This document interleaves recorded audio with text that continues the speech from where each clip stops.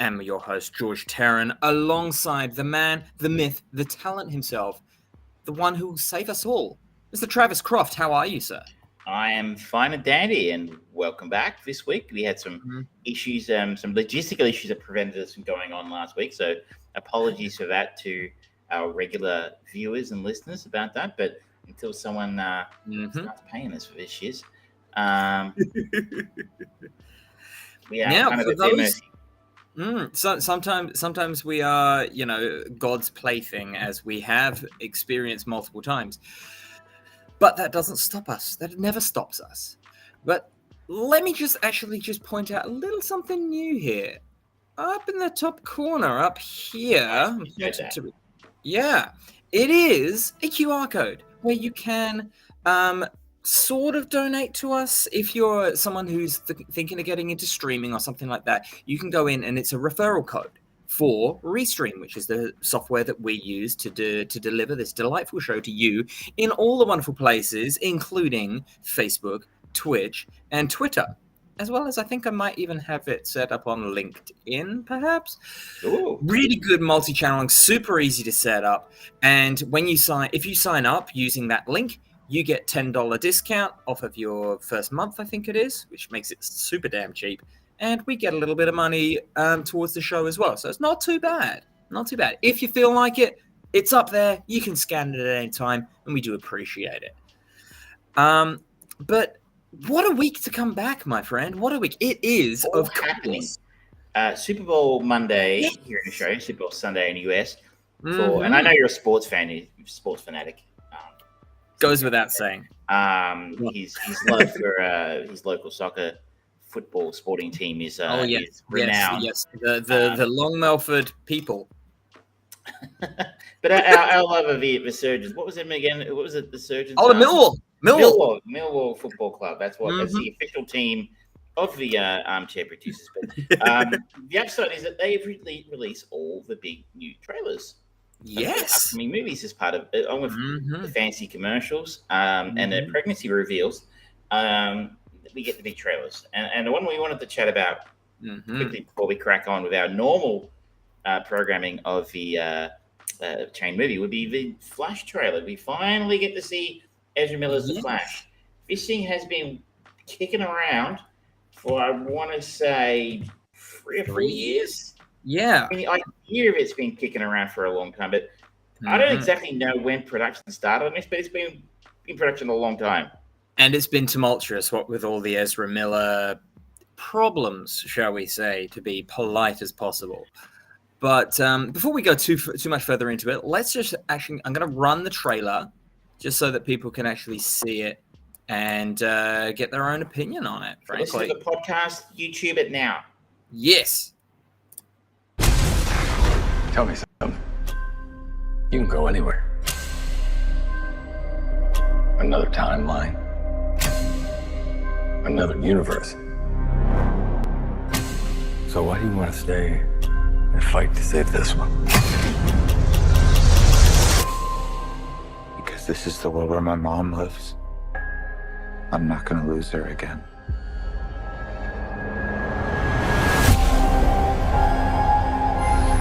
Time has a pattern that it can't help reliving. Different people, different worlds, drawn to each other like magnets.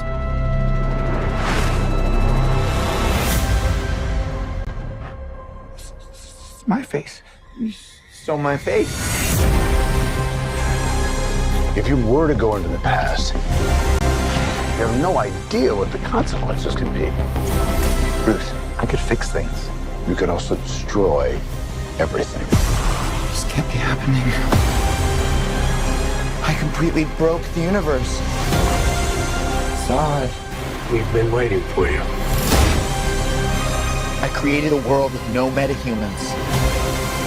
And now there's no one to defend us. Want some help?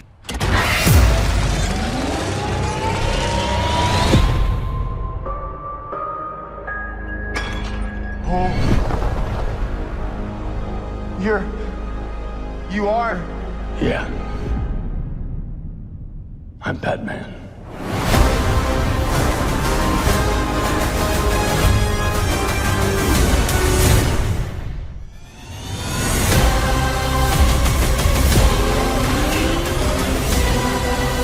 If I can't undo what I did, if I can't get back, there might not be a future.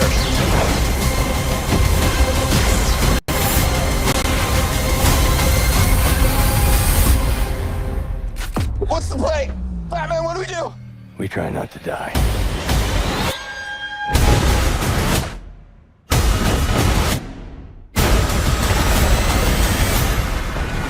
It's not Clark. My name is Kara. I'm Barry. We're Barry.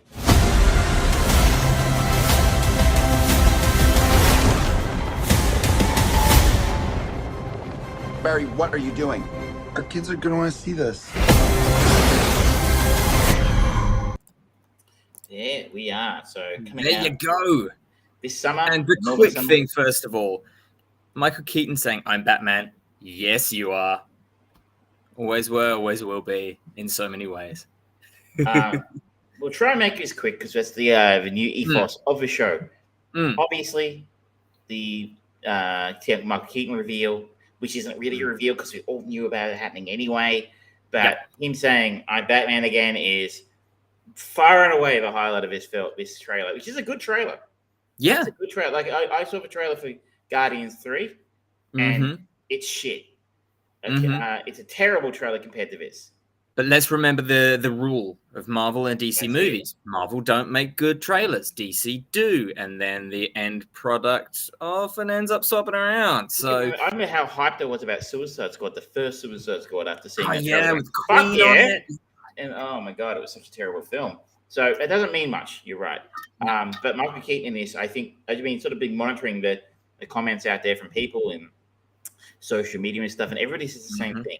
I'm in, but only for Keaton. Yeah, I mean, as is always the case with these sorts of things, there's been early reviews or early screens and people saying, "Oh, it's fantastic." And James Gunn, new showrunner, the new Kevin Feige of DC, has come forward and said it's one of the fantastic things. Like, you can't believe all of that. This movie has got so many plates that it's got to spin. It's gonna have to be something genuinely incredible of a production, not even just a movie, but a production to get things where it needs to go for the official launch of the DCEU as we now will happen. It's weird, right?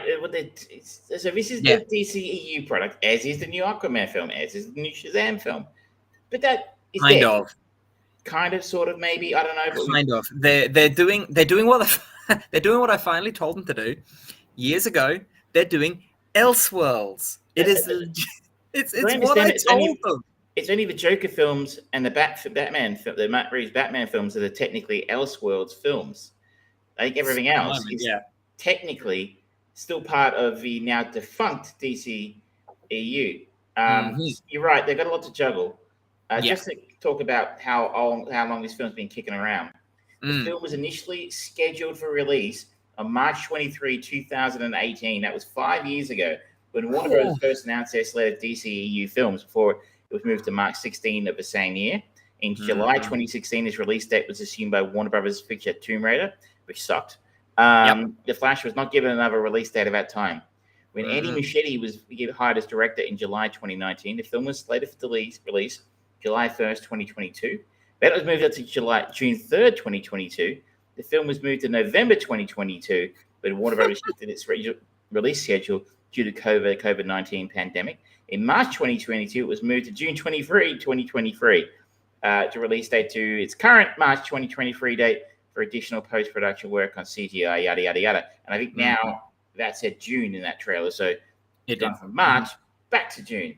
It's an idea that this film has been kicking around in one form or other, and the fact that Ezra Miller has had some well-noted legal troubles has probably not helped matters. I'm fascinated to see what they do with it. As we wait to see Keaton, of course, in the Batgirl film, But now it's been burned. Unreleasable. So unreleased. It's been written off, but we're never seeing that apparently. So I'm very curious to see this. It could go either way, couldn't it? I think it's wonderful because Ezra Miller as the Flash in Justice League, he was one of the highlights because he brought that brevity and that joy to it. So it'll be, I'm interested to see him come back to do that. It's this seems to be essentially Flashpoint, which is a legendary graphic novel nexus point for DC Comics. And it is a fantastic storyline. And if they are able to pull it off, it'll be great. And it'll be a really good way to launch into all the new stuff. But it has so much fucking work to do. And, you know, we're getting a little bit of Ben Affleck coming back as Bruce Wayne Batman. It looks like we've got slightly different casting because, what's his name? The guy who played Dr. Manhattan in Watchmen. Jeffrey Dean Morgan. No, that was comedian. Crudup, yeah. He was the Flash's dad in the Justice League, and it looks like they've now got Ron Livingston. I think I saw him in that role potentially. So they're bringing in a lot of different things here. It's a lot to do, but like with you, the trailer got me excited. It looks good. It looks strong. It's going to be. I'm excited to see a version of Kara coming on to the big screen, and I think it's nice that they're kind of going, all right, you know what? We're going to let Superman sit for a little bit. We're going to come back to the fucking cool sequence of the planet builder thing and just destroying Metropolis and see how that all plays out in this alternate timeline. But we'll find out. Well, Michael Shannon's a good thing, but yeah, exactly. I've been fooled before by you, DC. You will not get me. You'll get my money anyway. Let's face it. So whatever. Let's be honest. Now we've talked enough. We've talked 12 minutes on the trailer. Let's get on to the crux of the show, the thing that everyone signs in for. That is #Chain Movie, and this week I chose Best in Show. And what a treat this was. Have you seen this before? I saw it a long time ago when I was in acting school. So you're looking maybe 18 years? I don't know how long ago. 23 years ago this film came out. Yeah. That's crazy. I think I saw this at the cinema because I was a big fan of This Is Spinal Tap. And I think there was one film. I don't know if I saw Waiting for Guffman, which I think is the previous mockumentary by I think so. A group of people. But I was super excited. I think I got amazing reviews at the time. And this is how comedy is done for me. This is so up my alley when it comes to comedy. It's not funny. I should note straight up that this is bone fucking dry comedy. Mm-hmm. This is incredibly droll, dry, sarcastic humor, which is weird because Americans do not have a reputation for doing that well. No. But here they prove they can. There are some people out there, some actors who are capable of it, and this crew of people kind of went on to make a series of these. If there's this one, there was For Your Consideration, the Oscars one, and of course, A Mighty Wind. Of course, the one I mentioned earlier, Waiting for Guffman, was made a couple of years before this, and 20-odd years before this, there was This Is Spinal Tap, all with a similar sort of crew of people. And what I find so impressive about this, and I wonder if this is what you were looking at in class when you looked at it in acting school, was that most of it's improv.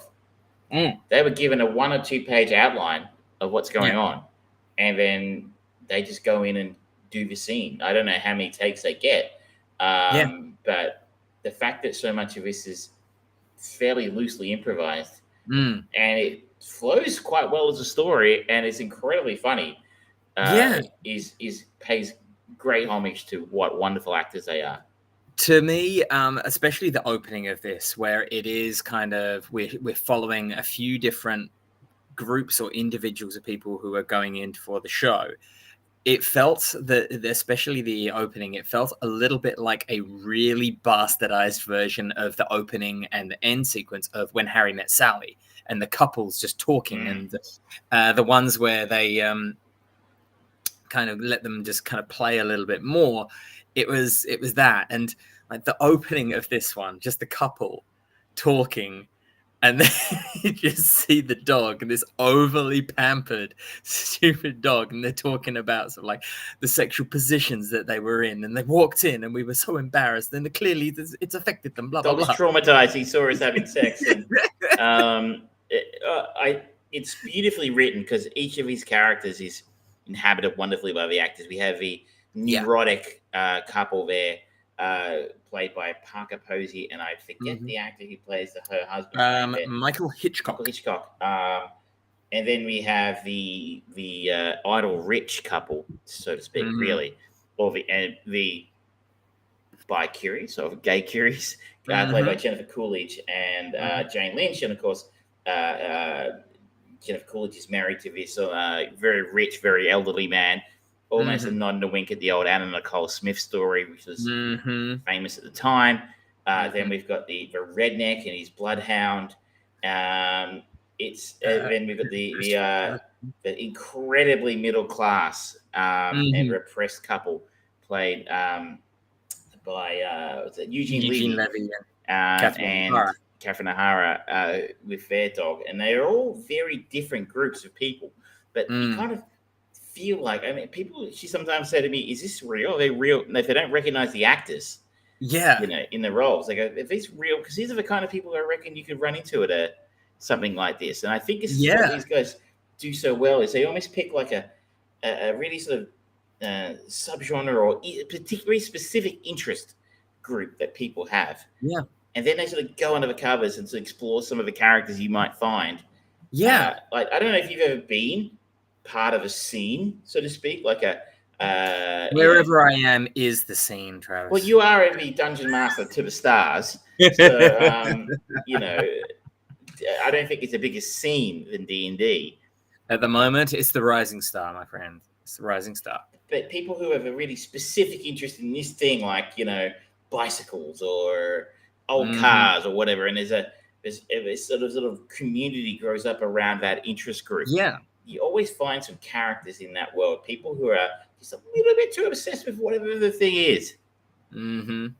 Absolutely. And it doesn't even take into account the purposely absurd elements, like Eugene Levy, his character, Jerry Fleck. He's literally got 2 left feet.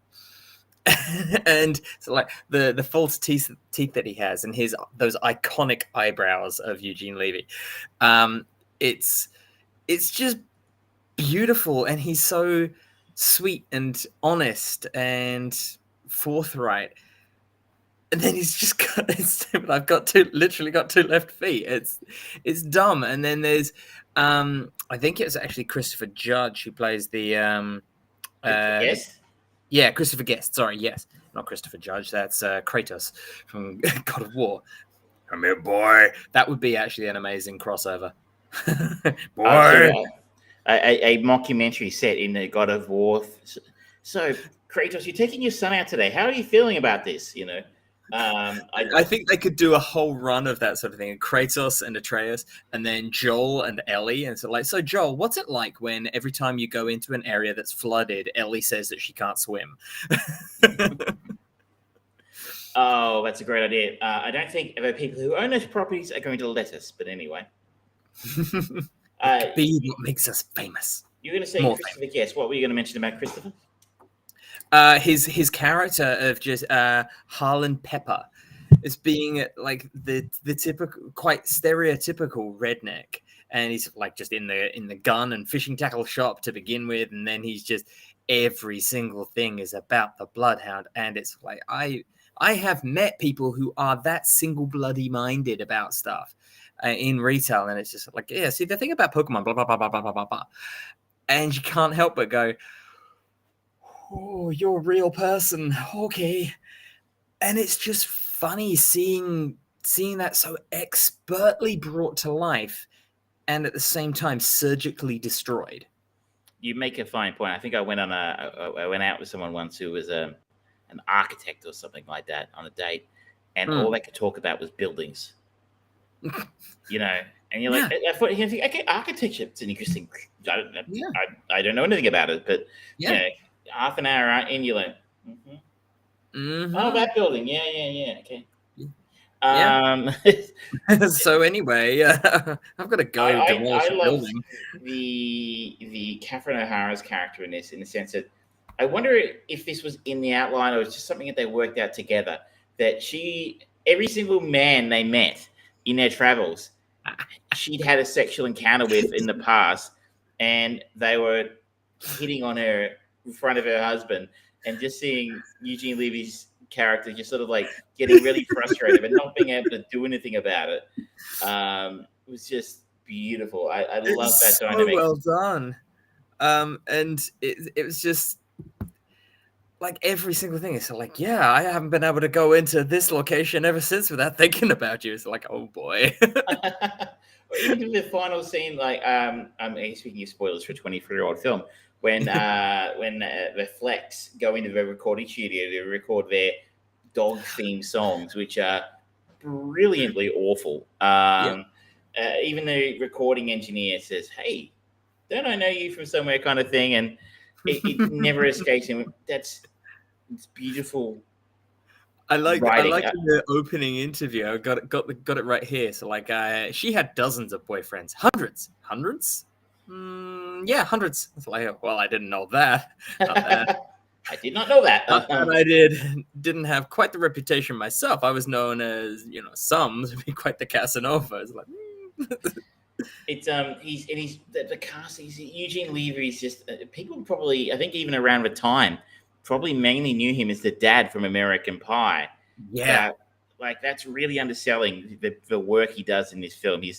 The comedy is incredible here. Like not just the comic timing, but the physicality of his role, being someone with 2 left feet. The scene where he has to actually take the dog through, the obstacle course and stuff, and the tension there is beautiful. And I don't want to forget Catherine O'Hara. Like, I don't know how the fuck she did that, but after she broke her knee walking off, doing it, it's like if you wanted to sit down and talk about a masterclass in comedy, these are the people. So, you think film comedy superstars in the year 2000. Robin Williams is still with us. Adam Sandler, Jim Carrey. Those are the 3 big ones I can think of just off the top of my head. Or maybe Jack Black to a lesser extent. You wouldn't include Jennifer Coolidge, Eugene Levy, Fred Willard, Catherine O'Hara. No. Christopher Guest, Michael McKean. These probably wouldn't have been the names that came up. But I guess maybe I'm a bit biased because this is the brand of humor I enjoy so much. But I think what they're doing is incredible. 100%. It's genuinely like we've talked and complained ad nauseum at this point with a lot of the chain movies where they've tried to deal with comedy, and it's been very, very hit or miss.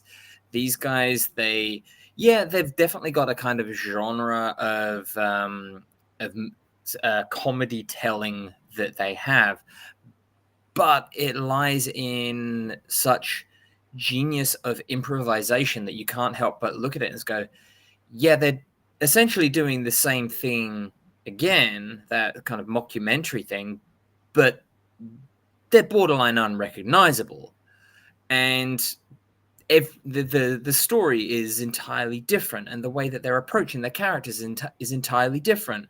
Michael McKean, he is Stefan van der Hooft, and again, he's unrecognizable but when you look at his face, you kind of go, oh yeah, I know that guy from tons of things. He's been in fucking everything from Smallville to whatever you like.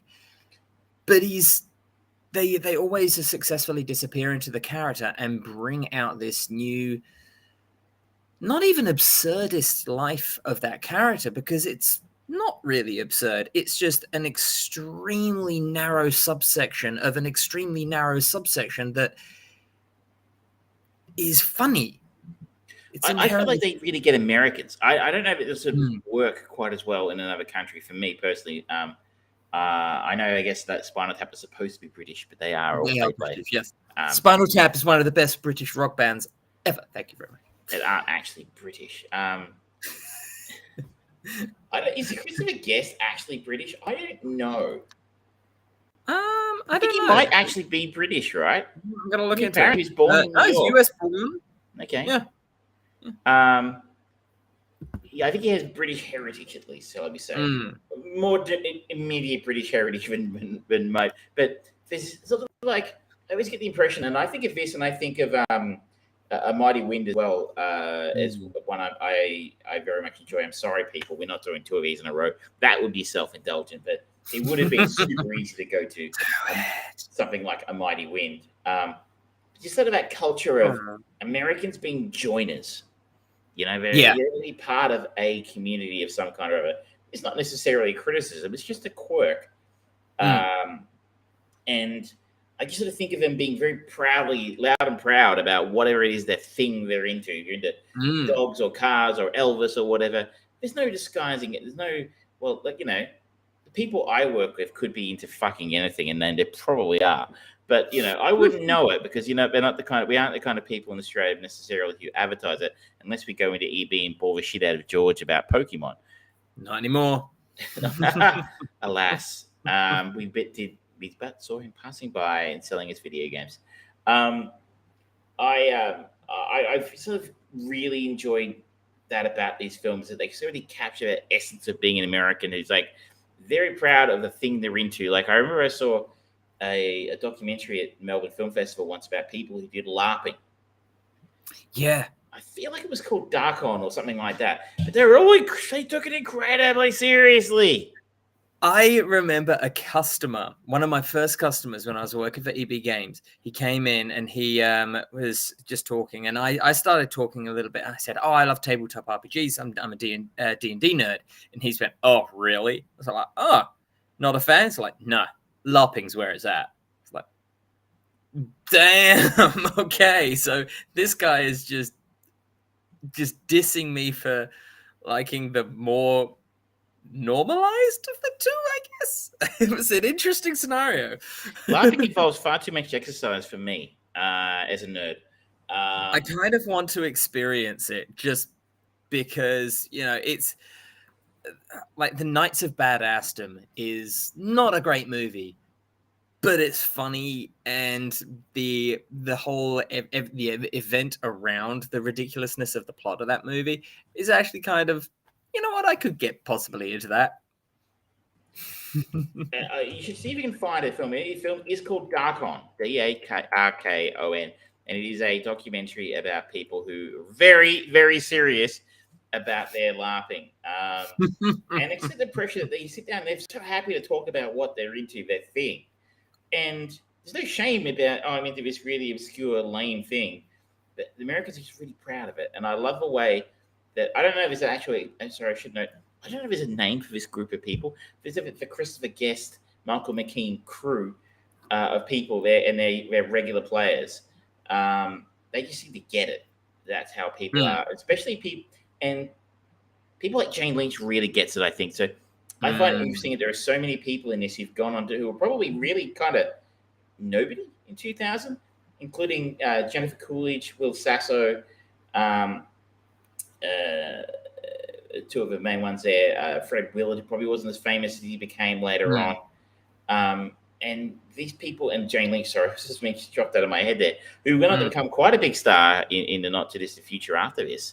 And these guys just seem to have an eye for talent. It doesn't look like they have got like even a loose colloquial name for the group that they are. But no, they've nothing. No. Either way, call them the Spinal Tap crew, whatever you want to call them. But I love that this is 90 minutes. It's like, it's beautiful. In. They make us laugh. They get out. There's bullshit. Like there's no need to really tack on a heartfelt story. There's no protagonist.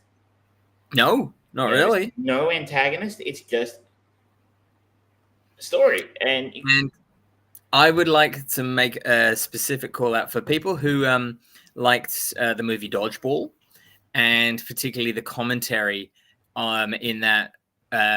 The commentary by Fred Willard and Jim Piddock in this for the show is fantastic. And I wanted to share a little bit of trivia here. Fred Willard, who played the character Buck Lonlin, was specifically instructed by Christopher Guest not to do any research on dogs. Jim Piddock, on the other hand, had to do a lot of dog research so that his character would appear knowledgeable. As a result, Guest said that viewers were surprised to learn Piddock is not a real dog show judge.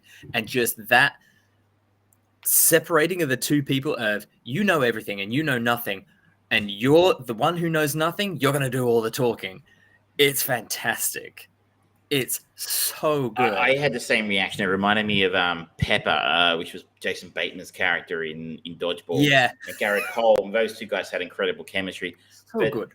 I think Fred Willard might have a line of a film where the neurotic dog that saw his owners having sex we met at the start does not behave itself during the judging process, its section of a competition, and jumps up on the dog judge. And Fred Willard's character goes, "Wow, he went after her like she was made of meat."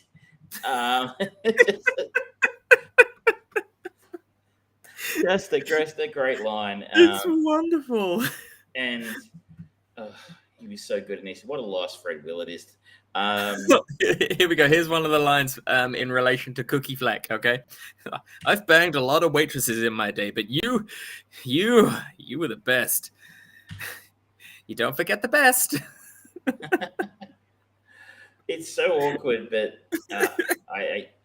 I want to call out to my co-host for picking an excellent film this week. I enjoyed it immensely. It's, as I said, bone dry. If you really prefer, look, honestly, if you think Happy Gilmore is a great film and you loved Little Nicky and Jack and Jill is an underrated masterpiece, you're not going to enjoy this film. No, that's fine. You can enjoy whatever you want in terms of comedy. I mean, Dave Chappelle has been here in Melbourne over the last week. Little controversial. Great, famous stand-up comedian. I don't know if I'd call him great. Whereas, I mean, I have debates, regular conversations with people this week about whether or not he's worthy of all the fuss that he gets about his work these days. Still sells out, massive arenas. So in my opinion, is irrelevant. But this film is just the kind of comedy I enjoy. So I was glad to go back and revisit a classic. And I actually ended up finding copies of all the other films that they've made. It does make you just want to go back and see all the other ones, honestly. That's been the process for me. It's been like, oh, fuck, I forgot how good this was. But the keys are yours, sir. Where are you taking this kingdom? We are going to follow the lady on a hot streak at the moment. That is Jennifer Coolidge. Okay. I did threaten the other week to take George to see Shotgun Wedding. Available now on Amazon. I'm not going to. We are not sponsored by Amazon yet. I'm not watching Shotgun Wedding. Jeff, come on, mate. I watched part of it, and you know what? I have seen a lot worse films than that. But we are not going to do that. Okay, what are we going to? We are going to go to the 2020 film. We call it comedy, drama, mystery, Promising Young Woman. Oh, now you've watched this previously. I did. It was a few years ago, and I think it warrants a second viewing from me. I don't know if you've ever seen it. Not yet. So this is a good opportunity.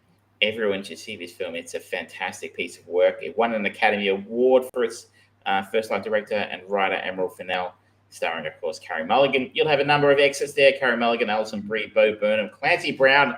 We're going to watch Highlander. No spoilers. Adam Brody's been in a bunch of stuff. Laverne Cox, Christopher Mintz-Plasse, aka McLovin. So anyway, that is your decision to make about where to go next. But the film is available to rent all the regular places you rent films these days: Apple, Amazon, Google, YouTube, etc. Fantastic. All right. Should we move on to the next of our three major topics? Certainly. You want to talk about Mr. Senor Spielberg? Senor Spielberg. Or his non-union Mexican equivalent. The new film from Steven Spielberg, which he has won a Golden Globe for it, been nominated for 7 Oscars, The Fabelmans. Growing up in post-World War II era Arizona, young Sammy Fabelman aspires to become a filmmaker as he reaches adolescence, but soon discovers a shattering family secret and explores how the power of films can help him see the truth. As I said, written and directed by Steven Spielberg.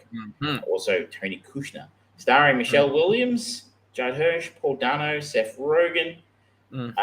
This young Sammy is played by Gabriel LaBelle, who I am not familiar with his previous work. No, I don't know him either. I saw this a couple of weeks ago. What did you make of it? It's a lovely story.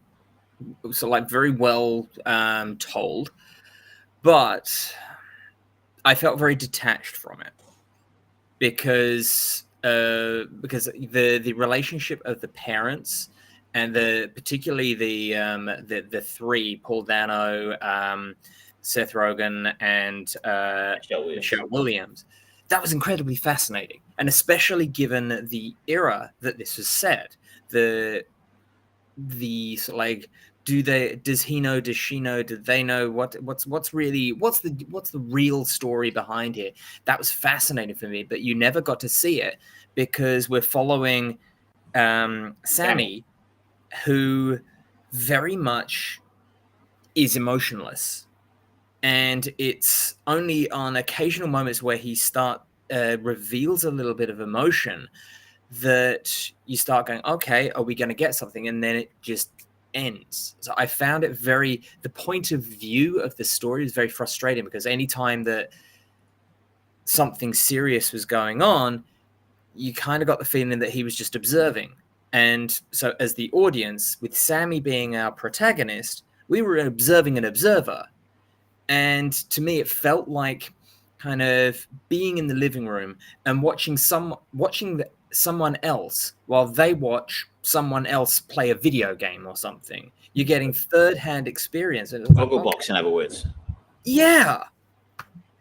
And I found that was very detrimental to the story, the more interesting of the stories, because we never got an opportunity to really see Sammy utilizing the film to work things through for himself or anything, because he was very single bloody minded about the movies, and there's nothing wrong with that. That's his, not necessarily a coping mechanism, but the way that he makes sense of the world. And they didn't go into that mentality enough, and they kept on going back to this family. So I felt very disjointed. The performances of the main three adults were great. Judd Hirsch was really cool, if a little bit bizarre. He was only in there for like 5-10 minutes, wasn't he? But I thought his role he was one of the few bright spots. My interest really peaked when he was on screen. Yeah. And he's been subsequently been nominated for a Best Supporting Actor award, which he almost certainly won't win. Yeah. But it was, still feel very conflicted about this because it is very beautifully shot. And it is, as a lot of people have said, it is very much a love letter to the golden age of Hollywood. And I found myself finding it really hard to not separate the similarities of... There was a lot of talk around it being semi-autobiographical for Steven Spielberg, and it's like, okay, that doesn't do this a service. I feel like if this had been directed by someone else, maybe I would have felt more engaged with the protagonist. I'm kind of there with you on a similar sort of thing. This is very much a biographical film for Spielberg. The quote here in the trivia: Seth Rogen told reporters that Steven Spielberg often became emotional on set during production. It was a very emotional experience. He was crying a lot on set. It's very directly based on his life, and pretty much everything that happens in the movie is something that happened to him. As we were shooting, I'd be like, did this happen in real life? And the answer was yes, 100% of the time. Wow. So I don't think there's any doubt in the world that this is his story. And it's interesting you talk about being detached from the characters and detached from the story a little bit. Isn't it interesting that, for at least according to Seth Rogen there, that 100% of the shit that happens in the film happen in real life? So why invent the Fablemans? Why isn't this called My Life by Steven Spielberg or something like that? Yeah. Why is he named Sammy, not Stevie? Like why invent the filter of fictional characters to tell your story through? Is that maybe why we feel a little detached? I found myself in the end in a very similar way to you, going, this is a beautifully made film. Every technical element is perfect. This is a master craftsman making this film. So even Steven Spielberg, when he's making a film I don't enjoy all that much, or I didn't hate it, but he's not making his best work in my opinion. He hasn't for many years. He's still making something that's incredibly impressive just from a technical and perspective, and it keeps you reasonably engaged. But aside from that technical, going, it looks great, it's beautiful. There's money being spent on this. Going, I don't know about this story. I mean, this kid's not very interesting. His story is not very interesting. And I read the synopsis. They said, shattering family secret. Maybe his dad was a secret Nazi or something. I don't know. Like the fact that his dad is the shattering family secret was, as you suggested before, was it? There was a love triangle, and his mum was in love with his dad's best friend, and. I mean, I don't know. Is that a shattering family secret? It feels like something that happens a lot. And especially considering the way that it is presented to us, I feel like the father kind of knew. He was just in denial. So like, you know what? It makes her happy. My life is happy the way, with Seth Rogen being a third member of this family. That's, I'm okay with that. And slowly getting less comfortable with that for both of them. It's like, okay, I feel like every party knew what was really going on in those feelings. Except the kids, I guess. The kids probably didn't have the nuance to pick up what was going on. Mum and dad aren't getting along. And some of it was very strange. Like the scene when they go camping and they film his mother, Michelle Williams, playing Mitzi, dancing in front of the, car headlights, and that her dress becomes see-through, and her daughter is the only one who's concerned about this, and everybody else is like, no worries, whatevs, right? Like, Dad insists that Sammy edit it nicely into a little film for them, and I found that sequence very strange. Yeah. It was just genuinely unusual, and that particular sequence, I kind of, because she wakes up and then goes back out and does this dance routine, and it's like, okay, I really don't understand how they got together in the first place, and I kind of feel like that is maybe an important part of the story to explain maybe how feelings have changed. Or expressly go further forwards and just go, no, in spite of them professing to the alternative, everyone knew what this relationship was. This was a polyamorous relationship, and just without the label and without people expressly kind of noting it or identifying it as that. And it's like, you know what? That would have been cool, because I'm sure that there were and have been, and maybe very well still are, families that have that kind of fear of actually coming out and saying, yeah, this is just the relationship we have. We love each other very much, but my partner has sexual relations with this person who happens to be my friend. If that's what works for you, that's what works for you. It's fine. But in the 50s, in the 50s, it would have been a very different story. It would not have been something you would have come up. But that obviously was not the dynamic in this family. No, I don't think so. Performances, I think everybody's solid in this. Michelle Williams has a lot to work with. Her character is I'm sorry to say, I didn't find him very likable as a character in the sense that upping and leaving, I guess, and maybe this is Spielberg doing this deliberately, but the idea of a mother leaving her family to move interstate, it's an odd choice. Not again, it would have been a very controversial choice in the 50s, and maybe that's the shocking family secret. But I guess by that point in time, it's not really a family secret anymore, is it? But she has a lot to play with there, and I mean, I think she does the best she can. I can find this a very subdued film. Like, there's not very much happening. It's sort of a cross between a family drama and Happy Days. You know, kind of. Maybe it kind of strikes the kind of film that Ron Howard might have made. And I'm not a fan of Ron Howard, but you know, that kind of fits a little bit better. And I think you're right. The characters are somewhat kind of cookie cutter. The mum, the free-spirited one, just edges on that side of mania. And it's I wouldn't have been surprised if they had just at some point, like it cuts to 1 year later, he gets a letter and all of that stuff the way that it happened. But then there's another letter from his mom that just says, I've been diagnosed with a brain tumor or something. And that's one of the reasons why she was acting so strange, or, you know, it was just on that edge of becoming soap opera-y.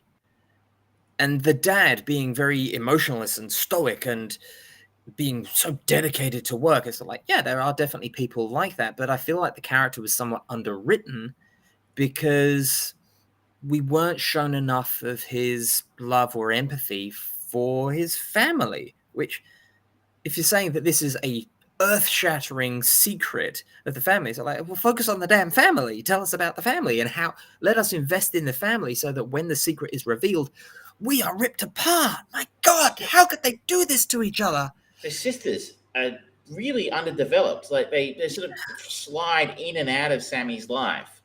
Yeah. As required. In that moment we sort of said earlier, we have a dancing scene where one of them tried to cover up her mum and stop her from, you know, basically exposing herself to people. But then they slide in and out later on. But we never really spend any time with them or get used to them. And that's kind of a shame because one of them is played by Julia Butters, who's a bit of a bit wasted here. Of course, she played Trudy Fraser in Once Upon a Time in Hollywood, if you're in the scene with Leo DiCaprio shooting the Western. So she's a fantastic young actor.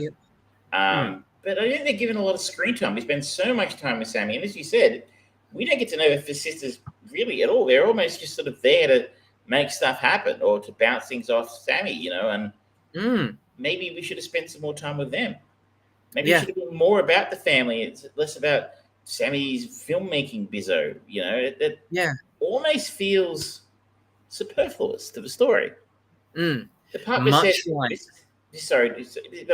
he uses filmmaking to come to understand what's happened to him and his family. I just didn't get that.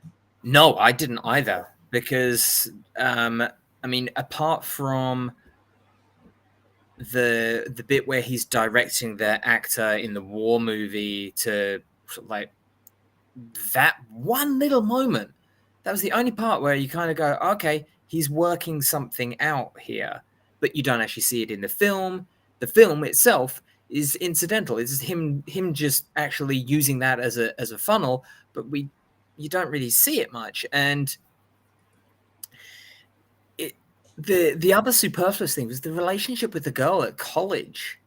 It was like, okay, this is quintessential Spielberg doing young people in awkward teenage romance-y scenario with comedy. It's like, yeah, that's what Spielberg can do. He's done it repeatedly. But I still don't actually feel like I'm learning anything about the character of Sammy here. I don't know. It's an odd film for me.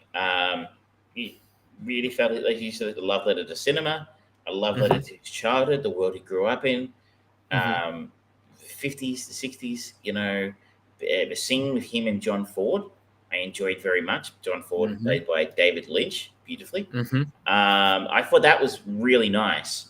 I just kind of felt like it didn't really know what it wanted to be. Did it want to be an ode to the film and the filmmaker? Did it want to be a family drama?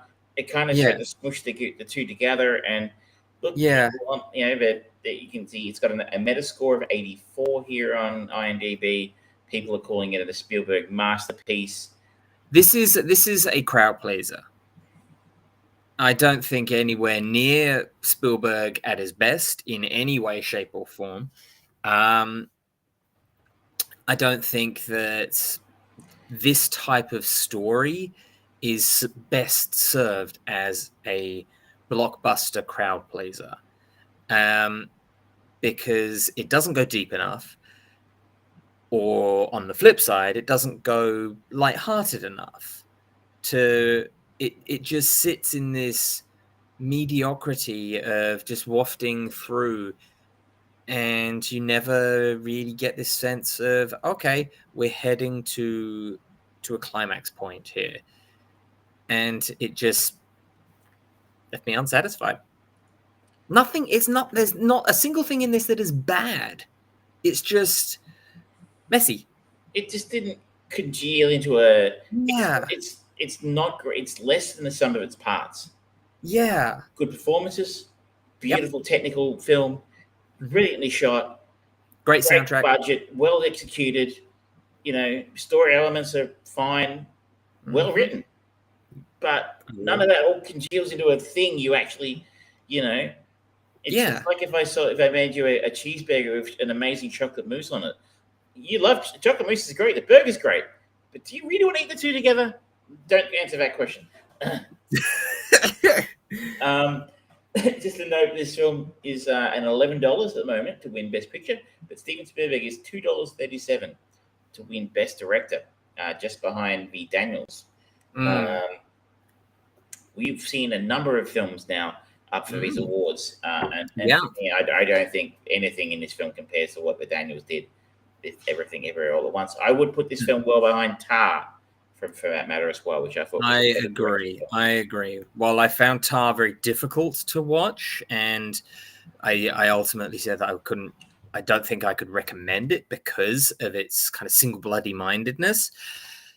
It's everything that you see on screen and more. Whereas this is the diametric opposite of that, which is a shame. It's to the detriment of everyone who worked on this, that it just, for some reason, and it felt really long. Like, how long is this movie? It's about 2 hours, right? I think.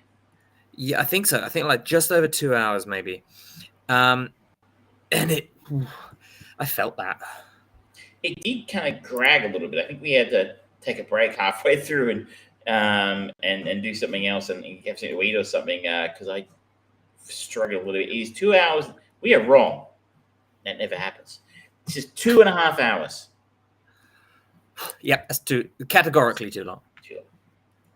Anyway, that's the Fabelmans for you. It's okay. Don't get your hopes up too high. If you really like Spielberg, maybe you'll enjoy it more. This is wait for it to arrive on streaming services because you've already paid for those. Personally, I would agree with that entirely. Shall we keep rolling? Let's roll on to levity and move on to Knock at the Cabin. I went to the fucking movies the other week. That doesn't happen very often. So did I. This is the first non-Marvel film I've seen at the cinema for quite some time. And we went to the beautiful Sun Theatre in Yarraville. Lovely. If you live in Melbourne or anywhere ever in Melbourne and you're a cinephile, do check it out. It's a treasure we've managed to save. This is the new film from M. Night Shyamalan, of course. While vacationing, a girl and her parents are taken hostage by armed strangers who demand that the family make a choice to avert the apocalypse. Written by M. Night Shyamalan and Martin Sherman, and based off a novel. I think the novel was by Charles Tremblay. Called Cabin at the End of the World. Which would have been a significantly better title for this film. Because Knock at the Cabin is a fucking terrible title for this film. Yep, 100%. Stars Dave Bautista, Jonathan Groff, who keen observers might remember played the Agent Smith character in the fucking horrible Matrix reboot last year, and was also played Holden Ford, the ironically named character in Mindhunter. Oh, that's right, yeah. Rupert Grint, who I believe was in Harry Yes, Potter. he played Ron Weasley. And he seems to have a bit of an association with M. Night Shyamalan, because he was also in the TV show Savant, in that, which I only watched a few episodes of, and it was creepy and weird. That's kind of your big name cast members there. Pretty much. And then with the other big performance in it is Kristen Cue as Wen. As a young girl. She's quite good in this, I'll pay for a young actor who I'm not overly familiar with. I don't know how much. She hasn't done a lot yet in her career. That's probably why. I think she might go somewhere. If given the opportunity. Shyamalan, of course, we all know who that is. Smashed it out of a park with his debut, Sixth Sense. He was the next Hitchcock, the next Spielberg, people said. The Signs come after that, which also did very, very well. And then he took a giant dump on it with things like Lady in the Water, Happening, After Earth. Was Avatar. he in that Avatar film? Yeah, he was. Yeah. Has he sort of had a career resurgence of sorts with The Visit, which we talked about years ago. There was Glass. Some people like Old. I did not. What did you make of this one? I liked it. I genuinely liked it. I like the fact that for the suitable amount of the movie, for 2/3, maybe a little bit more than that, you are still left questioning, is this, are they telling, is this real or is this psychological bullshit? And it kept you genuinely guessing. And the performances of the main 4 Horsemen of the Apocalypse, should we call them, were compelling in their own way. They were desperate and tortured because of these visions that they'd seen. And it genuinely kind of made me kind of question, like, I wonder how I would react if I was given unequivocal proof that unless this fucking happens, the world is goddamn ending. It's a really brilliantly simple premise for a story, and they deliver it really well. But the absolute standout for this is Dave Bautista. He was fantastic. He's huge. He's big. He looks uncomfortable in a suit and pants. But he is so fucking good when he plays subdued. Like the opening sequence of Blade Runner. He's wonderful in that. Absolutely wonderful. You look at him and he can do a big fucking brute. He's Mr. Hinks or Mr. Jinx or whatever his name was in the Bond movies. It's like, he can beat the shit out of Daniel Craig. But every time he plays against type, he really brings it. He's fucking awesome. And he just delivers this Leonard character that is so honest and truthful in everything that he does. He doesn't want to do any of this bad stuff. You feel that from him. There is no other option for him. It's like, okay, I have to push as far as I can, but this is your choice. Okay, bye-bye then. And decisions get made because the decision is kind of already made in his head. It's wonderful. What about you? There are 2 good things in this film. Dave Bautista, I 100% agree with you, is sensational in this. This film doesn't work without his performance, in that the film revolves around the fact that, as you said, he is a fucking man mountain. And you just look at the poster of him standing with the other 3. Yeah. He's got, head and shoulders above all of them. And he's a monster. But he plays quiet. Kind at times, which works on a couple of levels. On the one hand, that looks completely against type in the sense he doesn't look like the kind of guy. You'd be the kind of guy you walk down the road towards you kind of tempted to cross. Like, is this guy going to beat the shit out of you, like that much, breaking a sweat. Like, so it really goes against what he looks like. His appearance says the opposite to his actual character. And then you add the layer on top of what he's there to do, being such a brutal and horrible duty that he says he has to. He says he has to execute. Those three layers really well together, and that's nicely done by the writers. I don't know if that was something came from the book or from Shyamalan. And Batista is on an absolute tear in his career at the moment. I think he's, as professional wrestlers go, as actors, there are three good ones, all right? There's a Rock, there's John Cena, there's him. Cena is in Melbourne at the moment, believe it or not, shooting at Farrow. It's called Ricky. That's a title who's going to be good. And John Cena is very good at comedy. He's very good. He was great in Peacemaker, which we both very much enjoyed. Yes. I think Cena's doing some interesting work. The Rock, for me, he's just been phoning it in for a number of years now. I think when he started, he seemed like a very capable performer. Everyone he's taken. He knows what works for him now, and he does that, and that's fine. He can pay $20 million to do the usual Rock shtick. I feel bad. No worries. I think Batista's the most interesting one because he takes risks. He does stuff that people do not expect him to do, and this is one of those. So that is a huge wrap to Dave Batista. The other good thing about this film is it's 1 hour and it's long because it's terrible. So I completely disagree. I thought this was a pile of shit.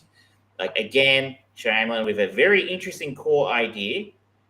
Fortunately for him, this time he's got a great actor and a great performance in Dave Batista. Because I saw the fucking trailer. All the shit's in the trailer. All in the trailer is just planes fall. So I'm not spoiling. It's in the trailer. There are planes falling out of the sky and exploding around the cabin. But come on, they didn't put the dogs and cats living together bit in the trailer though.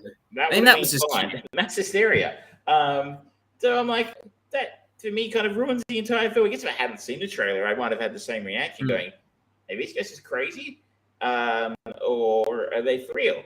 But because I did see the trailer, because we didn't actually know what the film was about, so we watched the trailer first before we bought tickets. And then there's all this shit happening in the trailer. I mean, like, I don't understand how that can be in the trailer and it still not be real, in the sense that these guys say, we've got to do this horrible thing, this inconceivable thing we have to do, because if we don't do it, the world's going to end. And as you say, if 4 people showed up in your house and said that, you're like, you're fucking nuts. But if you show me a trailer that says there are literally planes exploding or falling out of the sky and exploding around them, how am I supposed to believe that they are potentially not telling me the truth?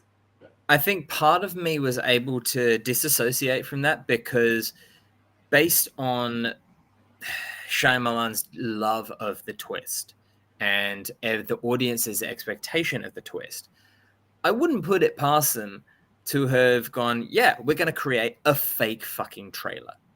We're going to intercut a whole load of stuff in there, but we're going to put stuff in the trailer that isn't actually in the movie.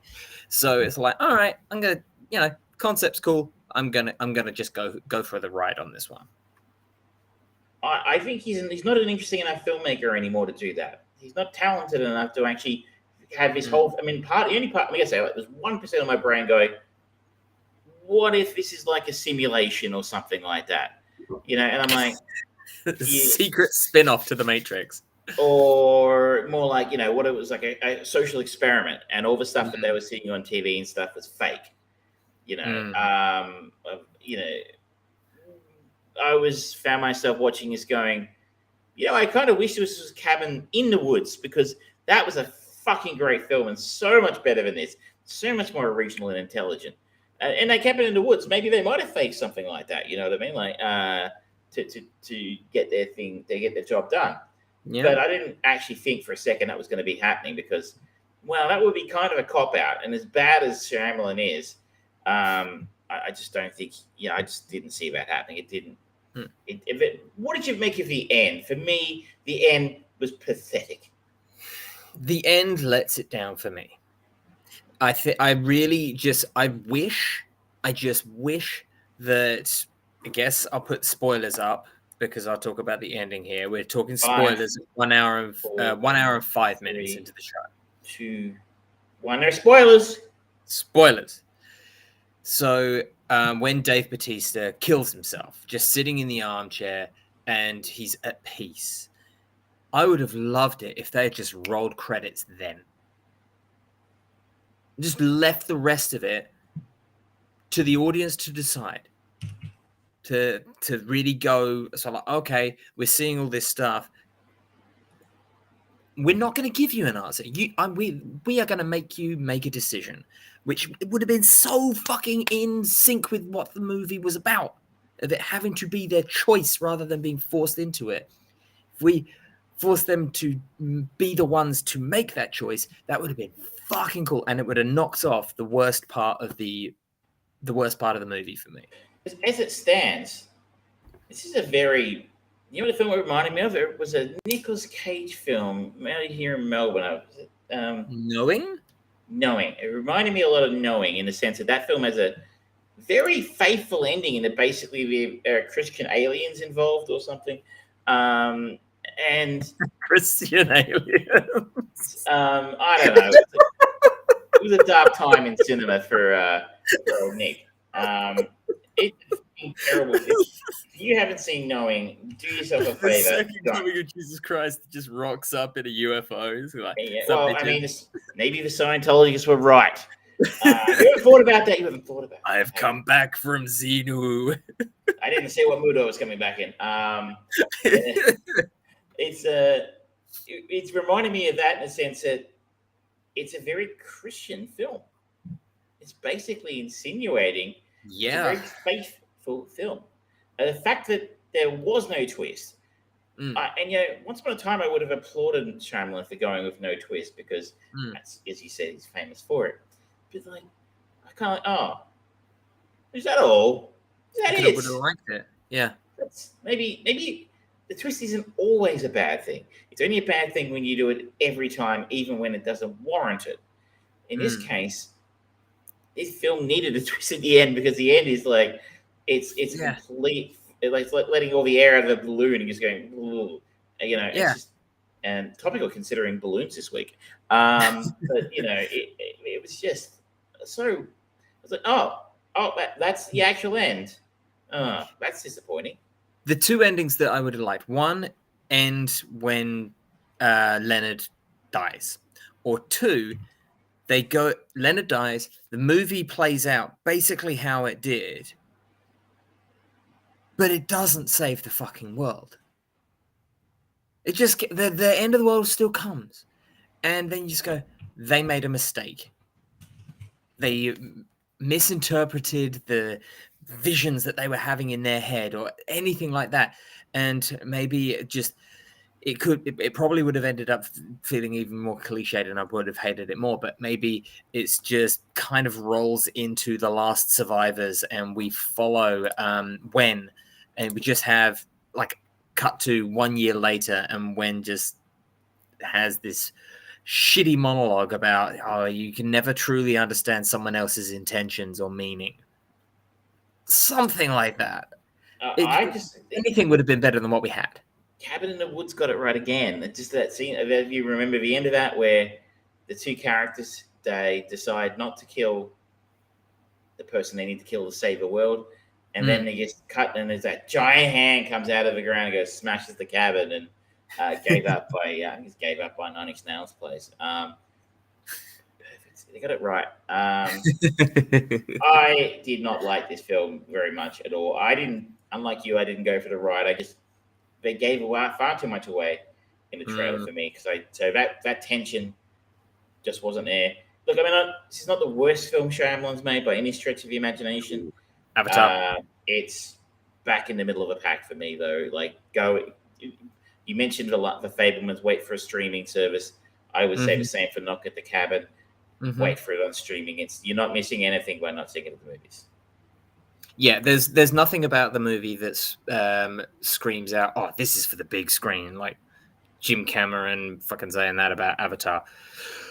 you're not going to miss it. You're not going to lose anything, and maybe it might actually feel a bit more intimate and scary just doing it in your house, especially if you happen to live up in Kinglake in the middle of nowhere and someone knocks on your door. And you've got your own cabin in the woods.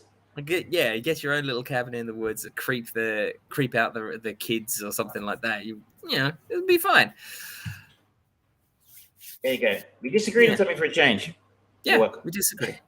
And we're still friends. That has been the last episode of Armchair Producers. You changed, man. It used to be about the music. Yeah, I think it's the music changed, and now I don't know what it's about anymore. It'll happen to you. Shall we go into binge, browse, burn? I say yes. We've got a slightly different one for you this week. We got some. So we got George's got a surprise for you in a minute. I'm going to start with a soft browse. Soft browse. Like, I am now 3 episodes into the new season of You. The pen badge. They have televised my life. It's true. You've all seen. Someone actually did this. You've seen the video of the person on Fox News who was recommending You, and the Fox News host just couldn't get her head around the fact that there was a TV show called You. You've got Fox News. It's worth every penny. They don't hire very smart people for that channel. Those who don't know, You stars Penn Badgley as Joe Goldberg, who is a bookish bookstore owner in the first season, who has kind of a bad habit of killing his girlfriends. He's done it to 3 of them now. I think 3 at least. And in last season, I think the show really jumped the shark. I think I checked out after about half, 2/3 way through the season. He ended up getting married in season 3 and having a child with his ex-wife now. Spoilers for season 3. Love Quinn, played by Victoria Pedretti. And it was like, I found it, the first 2 seasons, I can understand why they did it. They had to do something different in season 3. Basically did the same thing in seasons 1 and 2, but that's okay because I enjoyed them. But season 3, they tried to do something different. I'm like, good for you, but it didn't work. Season 4, he has relocated to England because that's super easy to do. And that's always a dangerous thing. When the sequel goes to England, you know your movie's in trouble. Exactly. It's the only worst place you could possibly go is Hawaii. And he has become a university lecturer for reasons. It does actually explain how he became a university lecturer. But he's hiding in the UK because he's wearing a beard and no one will recognize him. And spoilers for season 3, it is because he fakes his own death at the end of season 3. So no one's really looking for him. But he manages to insert himself into some into sort of high society with the idle ultra rich, and stuff starts happening again. He finds a dead body in his apartment with a knife in it, and he doesn't remember killing that person. And things continue to happen, and they're trying a slightly different tack in this season in the sense of he is kind of the hunter at certain points in the series before. Now he's kind of the hunted all the way through. And it's less about how the hunter about him. And almost like he's becoming... It's always the hard thing about the series. Is like, the guy's a fucking murderer, but we're cheering for him. And now it's like, he's like, he murdered some people, but, you know, like, he's got a beard now. It's... That is not suggesting anything about my co-host, ladies and gentlemen. He has not killed anyone. Right? It's okay. It's slightly better than last season, but it's nowhere near the heights he got in the first 2 seasons. And the worst thing is, he moves to London as a job as a university professor, and he lives in a giant fucking apartment.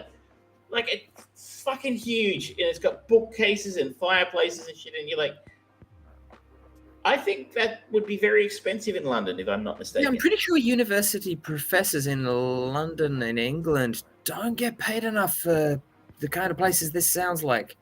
That bothered me. Anyway, so it's a soft browse. If you really I have a question for you. Yes. Why, after the miss of season 3, why did you go back to season 4? It was on. So sometimes you would know this. You spend or live with someone most of the time. Yeah. You know, sometimes you got to try to find something that you can both watch. It can be an exercise in great diplomacy when you have different preferences. And so Michelle and I do have varying preferences on what we enjoy. So she was interested in seeing the new season of You. I was interested in reading doom scrolling on Twitter. And You seemed like a fine program to doom scroll to. And I ended up getting sucked into the story a little bit more than I expected to. So it's a compromise show. You know, we like season 1 and 2. Let's go back and check out season 4. If you like it, if you like 3, you're probably still on board with this. I think the show's jumped the shark and it needs to end after this. But keep watching it. Okay. I've got a heavy browse, shall we say? And you've already mentioned it previously, and that's Little Demons, the Danny DeVito Disney Devil Daughter Antichrist show. It's good, but not great. It's kind of teetering somewhere between it's. I said last time the way you described it, it sounded a little bit like Reaper, the Kevin Smith one from years ago, with a little bit of Rick and Morty in its ability to just go to absurdism. But it doesn't quite have the humor behind Rick and Morty yet. It's building, it's developing, it's kind of getting there. It's got a little bit of Steven Universe to it as well. If you've watched any of that, there's a kind of dry comedy to it, and I get it. I like it. I kind of watch a couple of episodes and then I bounce out, and then I go back. It's definitely engaging me. And Danny DeVito as the devil is cool. It's a cool idea, and the relationship between the devil, the mum, and the daughter is very cool, and it is kind of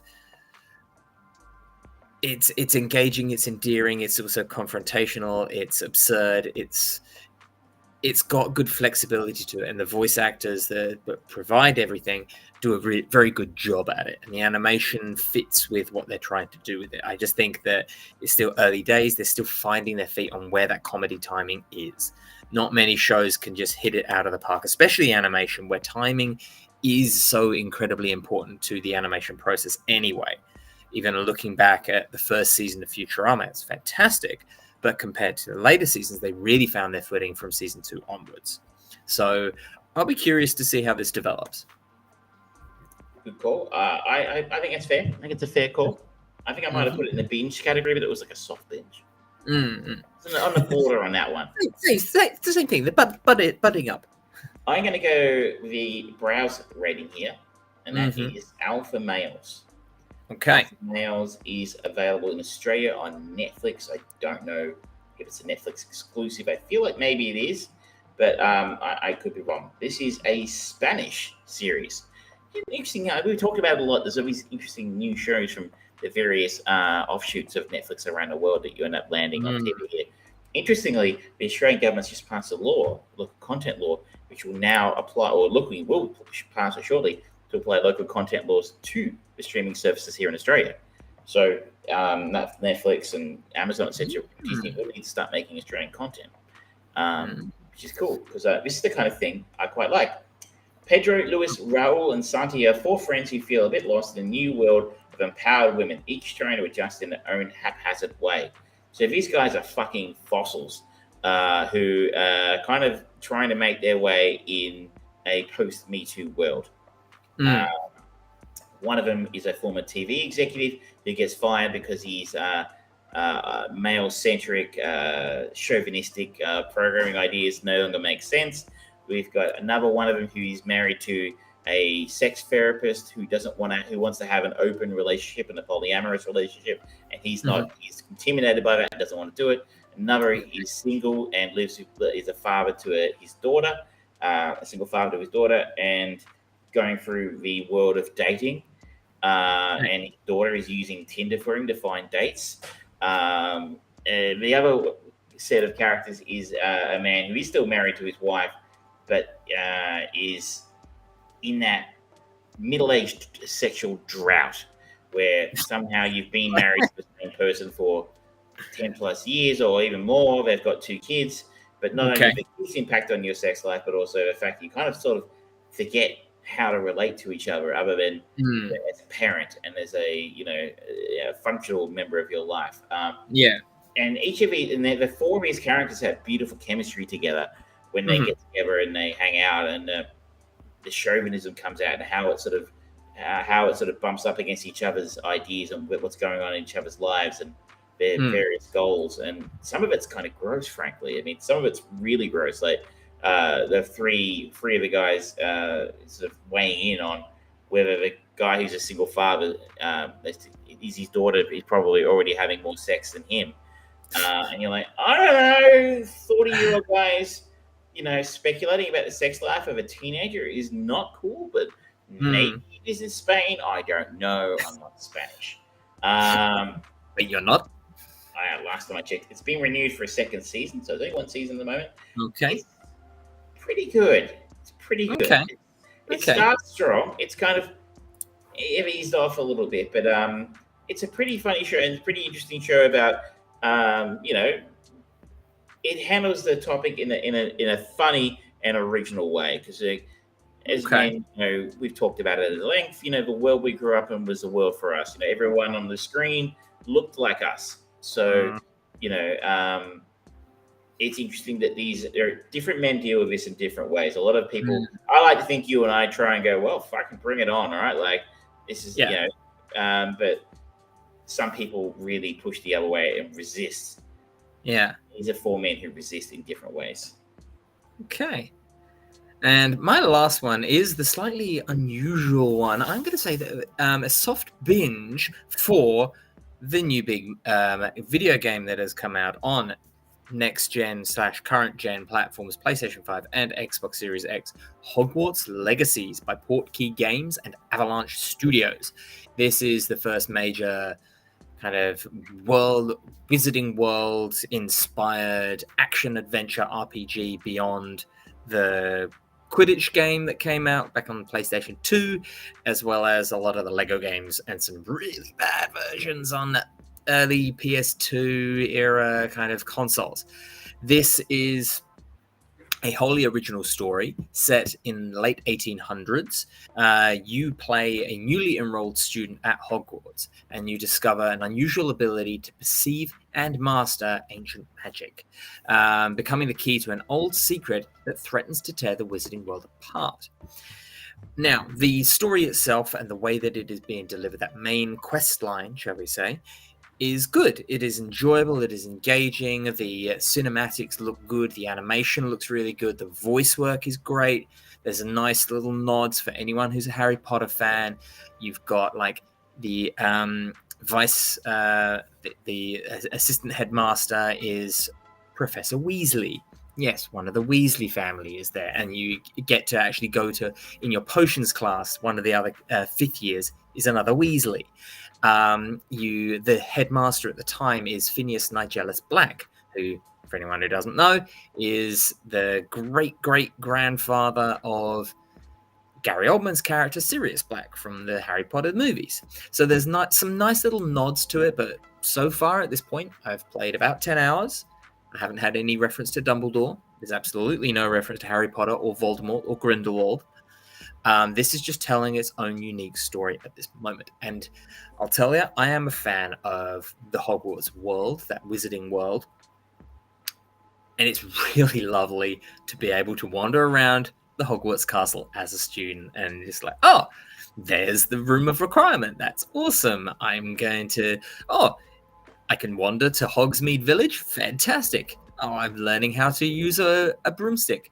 Wait, you mean I can now fly anywhere? I've spent about 4 hours of the game wandering around the Forbidden Forest, attacking and hunting wild creatures, mostly spiders at the moment, and poachers and dark wizards, and I'm loving it. The combat for the wizards is really quite good. It's relatively simple, but as you progress and as you level up, and there are sort of like traits that you can invest points into as you level up to get mastery of different things, There's more depth and nuance to how you can utilize a spell correctly, or how you can sneak up and things like that. You can go full Dark Wizard, and you can learn the unforgivable curses of Avada Kedavra, Cruciatus Curse, and I can't remember the third one right now. I am relinquishing my Harry Potter badge right now. The game, it's not really doing anything unique or kind of revitalizing the third-person action-adventure genre or anything like that, but it just does everything it wants to do well. The story is good, the voice work is fine, the quests, there's lots of quests that you can go on. It feels a little bit like a mini Skyrim where you can just go off and do your own thing if you want to, but if you want to just mainline story, go ahead and do it. It's a very enjoyable game. Its stupid launch window, it had 3-day early access on the new consoles, and then it got released. It was released on Tuesday, then released on Friday, and then for PS4 and Xbox One, it comes out in April. It came out on Steam on the 11th, I think, so a day after the consoles, and then it comes out on Switch in July. So it's a complete mess of a launch. They should have just cancelled the PS4, Xbox One, and Switch versions, honestly. But for what I've played, very enjoyable. I really liked it. How do you feel about? I have seen a lot of people talking about this. And just quickly, I want to hear your take on the politics of this, because a lot of people are choosing to boycott this game. Yeah, because of J.K. Rowling. I understand the boycotting of the J.K. Rowling thing, but J.K. Rowling has had nothing to do with the development of this game, for one thing. It is just based on her world. So anyone who is boycotting this game, kind of not actually really doing anything for the production side of it, because there are going to be so many people that buy it anyway. It is going to be a success. They've already said they're going to support it for 5 years. Well, that's their plan. Oh, they're going to support Anthem for 10 years, remember? It's still good. Oh shit! Yeah, I'm playing this game. This game's DOA. I've killed Harry Potter. Oh no! I tend to agree in the sense that she's already been paid for this. Yeah. So by you boycotting it, you're not taking a cent out of JK's pocket. For the record, I think she's a piece of shit. And I find it bizarre the hill she's chosen to die on about trans people. It's just enjoy your millions of dollars, woman. I don't. Yeah, boycotting it. It must be very hard, I think, for someone who's a fan of this series if you really don't like what she stands for, because she's already been paid. Do you have, I don't know where you stand. I guess it's a personal choice. Yeah, I think for me at this point, it's like the people that worked on this, the people that wrote the story, that developed this game, that created this game, their efforts are worthwhile. If they had rebranded this as anything else Hogwarts, this would be considered a very good game and there wouldn't be an issue. But obviously everyone wants to tie something to a franchise. We've talked about that ad nauseum. So they're kind of doing that with this. But the world of Harry Potter, the wizarding world that was introduced to us in the Harry Potter books by J.K. Rowling, is rich and deep, and there are so many stories that you can tell that have nothing to do with Harry Potter, nothing to do with Grindelwald and Dumbledore and any of the characters that have been forced down our throats for the last 20 odd years, or however long Harry Potter's been a thing, I don't know. This is a good game, and yes, absolutely boycott her, J.K. Rowling. Do not give her a platform to speak on. She does not have good things to say, but she also did create a wonderful world. And there are some people who might go out there and say, well, the representation of goblins, it's very anti-Semitic. It's like, yeah, kind of. But it's I feel like that's a bit of a stretch too far for me. I don't want any anti-Semitism in my games or in my life. But I feel like because they're basing it on the wizarding world, they have to adhere to the way they look because of what we've been represented, because this very clearly ties into the world that we've been presented in the books and the movies. So it would have been weird to completely redesign the goblins to not have the kind of elongated nose and bigger ears that are part of that anti-Semitic conversation. They could have done it, and probably they should have. But maybe it's because I'm not part of the Jewish community. I don't really have any close associations with anyone who does identify as Jewish. I just don't have any relation to that I can go, I'm offended, because my offense would be secondhand anyway, and it would just be, oh, I'm being angry because I'm being angry. I don't know. It's a complex scenario. It is. It's a difficult one. I mean, I was thinking today, so I'm a big fan of Queens of the Stone Age. I think you're a big fan of their last record as well. Turns out Josh Homme is an abuser and kind of a piece of shit. Yep. And his wife and his child have had to take out restraining orders against him. So, I don't really want to support somebody like that. But fuck, I really like their music. It's annoying. Yeah. Could you stop being pieces of shit already? And obviously that should be the absolute least important takeaway from that. But it's hard when you really, really love something and the person, the creator of it, even 10, 15 years later, turns out to be not somebody you really want to support anymore. It'd be like people who bought Michael Jackson records in the 80s. The fact that he still played on radio blows my fucking mind. But it's an interesting aspect. I've seen a lot of people critical of people who are still playing the game, but I think with you, I kind of feel like it comes down to how you personally feel and what you choose. You're not really going to affect. You're not really going to affect change much doing this way. Yeah, me buying or not buying the game has not made one tiny iota of difference to J.K. Rowling, positively or negative in her light. She got her money for doing nothing in this scenario. So let people enjoy their games if they want to. As long as they're not spouting the same bullshit as J.K. Rowling or spouting anti-Semitism because of anything in the game, it falls into a grey area for me. I'm enjoying the game, but I am very aware of those cultural horrible touchstones. On that rather less pleasant note, that's an interesting read. So it sounds like on the upside, it's a good game if you you don't care for the politics of the situation. Yes, absolutely. The game, looking at it as a fantasy game where you are a wizard casting spells, going around a realized open world. This is a really enjoyable game. It's got a couple of bad baggage pieces. It's you to decide. Nonetheless. Yes, I think that's the show. I think that's a show. Just over an hour 30. We're doing it, people. We're doing it. We promised and we delivered. But thank you so much, ladies and gentlemen, for joining us live or after the event on Twitch, on YouTube, on the podcast services everywhere. Don't forget that you can reach out to us if you've got recommendations for movies for us to watch. Facebook.com/Armchair Producers, Twitch.tv/The Fried Brain, at The Fried Brain, at Evil Trav on Twitter. Love to hear from you.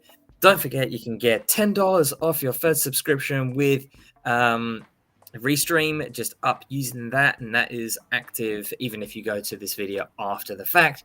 You'll be able to get $10 off and give us a little bit as well if you'd like. On that note, ladies and gentlemen, next week we are going to be talking about Promising Young Woman as our chain movie, following on from this week's Delight Best in Show. Quite a change of time.